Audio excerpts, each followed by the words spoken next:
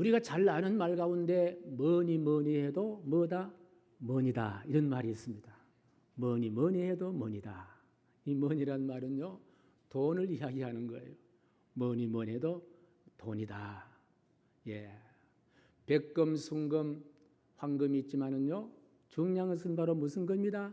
지금이다. 그런 말도 있듯이 뭐니다. 그런데 이 뭐니 종류가 보니까요, 여러 종류가 있더라고요. 이런 종류가 있었습니다. 도둑이 훔쳐간 돈은 무슨 머니? 설거머니. 예, 그리고 계란 살 때에 지불한 돈은 에그머니. 예, 생각만 해도 찡한 돈은 어머니. 예, 손주들이 좋아하는 돈은 할머니. 아저씨들이 좋아하는 돈은 무슨 돈? 아주머니. 며느리들이 좋아하는 돈은 빼고, 마지막 우리가 좋아하는 돈은 무슨 머니? 주머니. 주 로드. 하나님, 주님 머니. 그렇습니다. 우리 주님은요, 돈 주고 살 수 없는 바로 주님인 거예요. 우리 주님은 세상의 모든 황금을 다 끌어모은다 하더라도 우리 하나님은 살 수 없는 그와 같은 분이 바로 전능자 하나님이시다. 저는 우리 하나님은요, 참 좋으신 분이다. 늘 평상시 느낍니다만은요, 어제 토요일 날 다시 한번 느꼈습니다. 사실 금요일 날 우리 연세 드신 어르신들을 모시고 차량으로 이동하는 효도 여행을 가는데, 금요일 날 저 월요일부터 일기예보를 보니까요, 가평 지역에 금요일 날 비가 잡혀 있는 거예요. 예, 아침에 9시부터 저녁 늦게까지 비가 쫙 잡혀 있는 거예요. 그래서 기상청에 전화를 했습니다. 실제로 일기예보하는 분과 통화를 이렇게 했는데요, 물었습니다. 그거 다 잡아 물었습니다. 정말 비 옵니까? 비 온다니까요. 다른 말 하지 말고. 비 와요. 온다니까요. 60% 70% 정도 비 온다니까요. 그렇게 이야기를 했어요. 그런데 또다시 그 뒤로 미루는 것이 너무 힘들고 해서, 그래 가자. 지금까지 보면은 하나님께서 우리 교회가 움직일 때에 오든 비도 먹게 하시더라. 그런 예가 참 많이 있잖아요. 그저 한두 번 같으면 그냥 우연이라 하지만 여러 번 있기 때문에, 우리 박춘자 군사님도 목사님 무슨 소리 하십니까? 비 안 옵니다. 갑시다. 그래 갔어요. 갔는데 9시가 돼도 비가 안 오고 10시가 돼도 비가 안 오고, 세상에 2시가 돼도 비가 안 오고, 이제 다 마치고 난 다음에 석계역 정도 오니까 비가 쏟아지는데, 얼마나 많이 비가 쏟아지는지, 갑자기 폭우가 쏟아져서 갑자기 그렇게 비가 내리는 것을 보면서, 그나마도 비를 안 오게 할 수도 있는데, 그러나 봐라, 이렇게 비가 올 비를 그동안에 참았다가 이제 여기까지 오니까 한번 내리지 않느냐. 답심리 오니까 또 비가 안 와요. 할렐루야. 이런 하나님은 좋으신 하나님, 우리 교회의 편을 들어주시는 하나님, 여러분의 편을 들어주시는 하나님, 인생의 편을 들어주시는 하나님, 하나님이 우리의 편을 들어주시면요, 우리는 다 된 거예요. 다 된 거예요. 믿으시면 아멘. 그걸 사람들이 잘 몰라요. 하나님이 나를 도우시고 내 편을 들어주시는 사실을요, 아는 사람들은 믿지만은 모르는 사람들은 못 믿어요. 오늘 본문의 말씀도 그와 같은 상황이 기록되어 있는데, 지금까지 하나님께서 이스라엘 백성들의 편을 들여서 잘 살게 하고 편안하게 살게 하고 하나님의 자녀로 삼아 주었건만, 이스라엘 백성들은 자기가 잘나서 여기까지 살아온 줄 알고 자기 편을 들어준 하나님을 버리고 우상 편에 서기 시작했습니다. 하나님 이외에 다른 신을 섬기기 시작한 거예요. 그래서 편 들어주시는 하나님이 가만히 생각하니까, 이것 봐라, 내가 지금까지 편을 들어줬는데, 하나님을 떠나지 않도록 내가 만들어줬는데 왜 나를 떠나고 우상 숭배하고 하나님을 멀리하느냐. 그럼 좋다, 한번 해보자. 하나님이 없는 바벨론이라는 곳에 그만 붙잡혀 가게 한 거예요. 이제 바벨론에 붙잡혀 가가 살아보니까 이게 사는 게 엉망이거든요. 노예로 붙잡혀 갔습니다. 그 당시에 노예는요 인권이 없어요. 그 당시에 노예는요 말하는 짐승이에요. 시킨 대로 해야 됩니다. 잠도 제대로 잘 수가 없고 음식도 제대로 먹을 수 없고 또 고향에서 갑자기 붙잡혀 갔기 때문에 고향에는 얼마나 가고 싶겠냐는 거예요. 그래도 고향에 보내주지 않습니다. 그래서 이 바벨론이 이렇게 참 이스라엘 백성들이 바벨론에 붙잡혀 가서 포로 생활하는 포로의 생활의 모습이 오늘 본문의 말씀 보니까 무덤과 같다. 그렇기로 하고 있습니다. 지금 이스라엘 백성들이 바벨론의 포로로 붙잡혀 가 있는데 그들의 삶은 뭐와 같다? 무덤과 같다는 거예요. 무덤은 세 가지가 없다고 합니다. 첫 번째로 뭐가 없습니까? 생명이 없는 거예요. 그리고 또 뭐가 없습니까? 좋아할 사람도 없는 거예요. 그리고 뭐가 없습니까? 친구도 없는 거예요. 그것이 바로 무덤이잖아요. 한마디로 말하면 무덤에는 뭐가 없습니까? 종합적으로 희망이 없는 곳이 바로 무덤이라는 거예요. 지금 이스라엘 백성들은 바벨론의 포로로 붙잡혀 가서 희망을 다 놓쳐버리고 절망 가운데 죽지 못해서 살아가는, 죽으면 좋을 텐데 그것도 제 마음대로 할 수 없는 그와 같은 상황에 처해 있다는 말씀입니다. 곰곰이 저들의 모습을 상상해 보면은 저들의 몸은 비틀거렸고 그리고 저들의 눈가에는 한 맺힌 슬픔과 눈물로 탄식과 눈물로 가득했고 그리고 한 맺힌 가슴앓이를 하면서 이제야 정신을 차리고 하나님 좀 살려주세요. 하나님 떠난 것이 잘못이었습니다. 하나님 없이 우상 숭배하며 살았던 것이 잘못이었습니다. 하나님의 은혜를 저버리고 내 뜻대로 산 것이 잘못이었습니다. 하나님 살려주세요. 눈물로 기도했지만은 돌아오는 것은 응답이 아니라 메아리뿐이었습니다.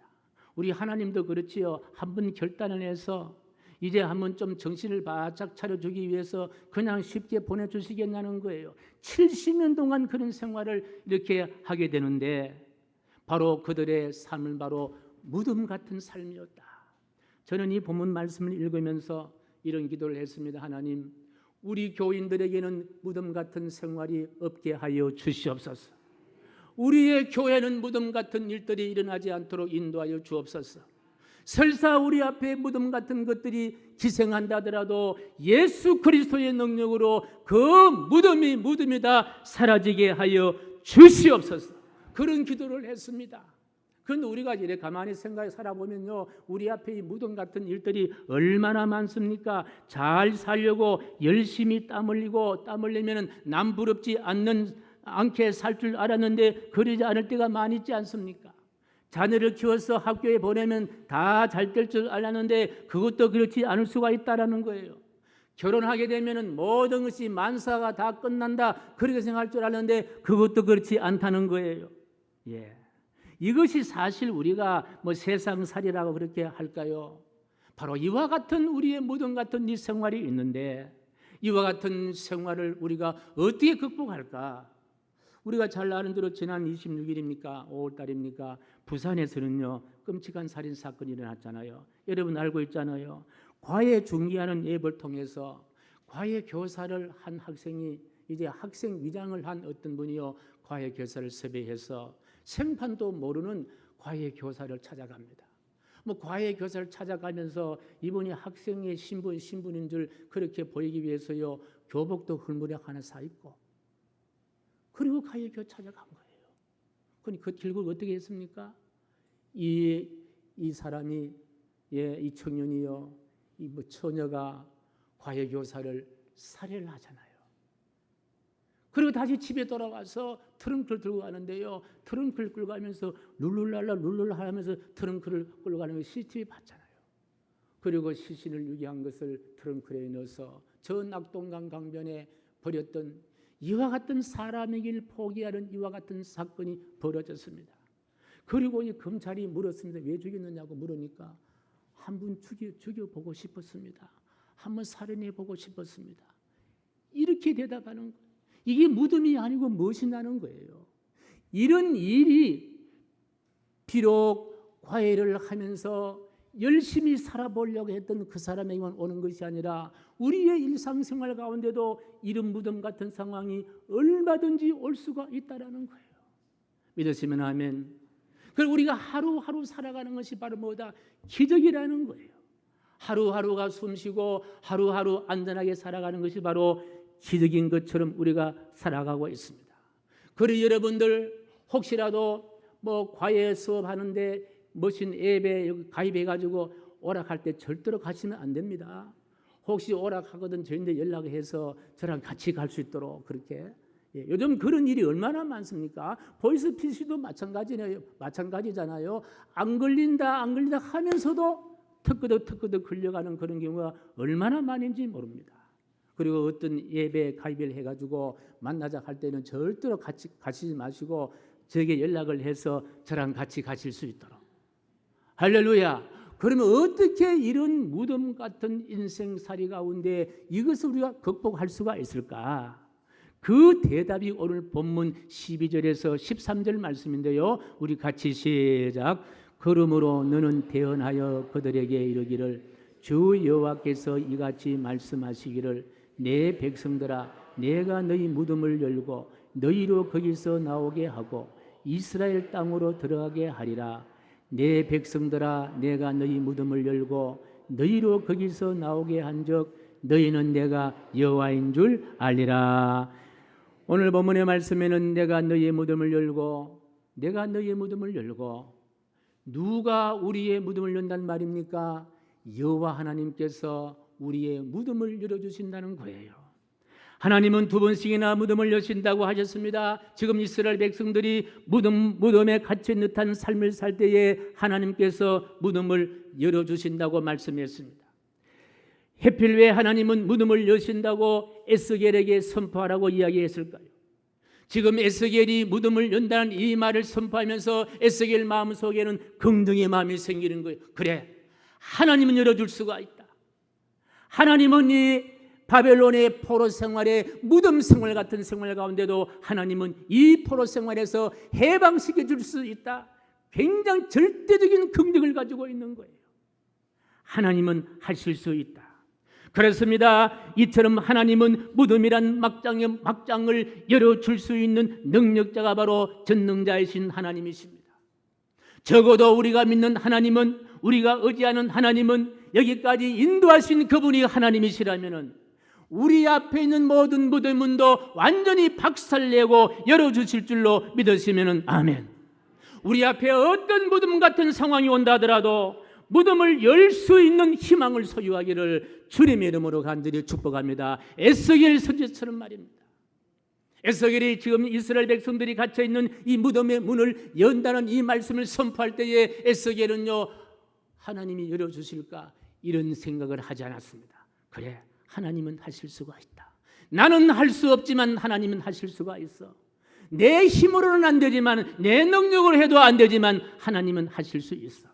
믿으시면 아멘. 이 긍정적인 희망을 바로 에스겔 선지자가 갖게 된 줄로 믿습니다. 그렇습니다. 무덤도 열 수 있는 희망을 우리 모두 소유하기를 주님은 간절히 원하고 있다는 거예요.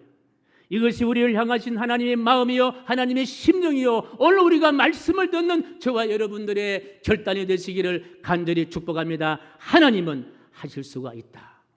무덤의 문도 열 수가 있다. 우리가 희망으로 살아가야 할 당연한 사건을 하나님이 보여주셨습니다. 누구를 통해서? 독생자 예수 그리스도를 통해서. 주님이 세상에 오셨어요. 왜 오셨습니까? 우리의 허물과 우리의 죄를 사하시기 위해서.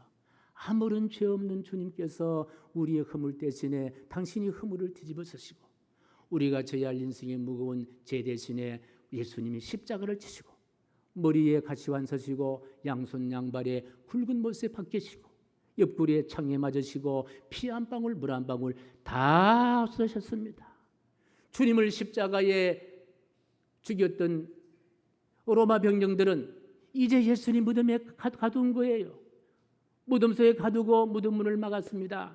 그런데 어떻게 되었습니까? 마태복음 28장 5절에서 6절 말씀 시작. 천사가 여자들에게 이르되 너희는 무서워하지 말라. 십자가에 못 박히신 예수를 너희가 찾는 줄을 내가 아노라. 그가 여기에 계시지 않고 그가 말씀하시던 대로 살아나셨느니라. 와서 그가 누우시던 것을 보라. 할렐루야. 로마 병정들이 예수님을 무덤 속에 가뒀습니다만 예수님은 살아나셨다. 무덤의 문을 열었다는 거예요. 화장터에 가면은 화구의 문이 열릴 때가 있습니다. 그때 가장 슬픈 때잖아요. 죽음을 품고는 문을 닫아버립니다. 그런데 분명한 것은 예수님이 재림하시면요, 닫힌 무덤의 문을 어떻게 한다? 열어버린다는 거예요. 여신다는 거예요. 기독교는 이 사실들을 희망하는 사람들이에요. 세상 사람들이 모두가 다 아니라고 이야기하지만, 아니 예수님이 그렇게 증명했잖아. 예수님이 닫힌 문을 열어주신 예수님. 그래서 예수님께서 내가 부활하듯이 너희들도 부활할 거다, 부활한다 분명히 말씀하신 그 예수님. 그래서 죽음의 무덤까지 열리는 희망을 소유하는 것이 바로 예수 그리스도를 믿는 믿음의 사람인 줄로 믿습니다. 그러니까 우리가 어찌 안 됩니다, 할 수 없습니다라고 이야기할 수가 있겠냐는 거예요.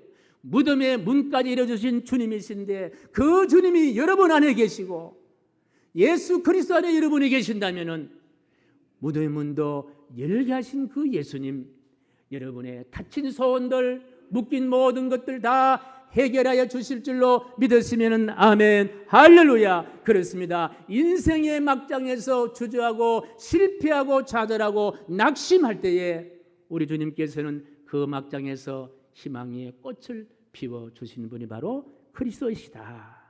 다윗은 시편 23편 4절에 이렇게 말씀하십니다. 시작. 내가 사망의 음침한 골짜기로 다닐지라도 해를 두려워하지 않을 것은 주께서 나와 함께 하심이라. 주의 지팡이와 막대기가 나를 하시나이다. 저는 이 말씀 여러분의 가슴 속에 아멘 되었으면 좋겠습니다.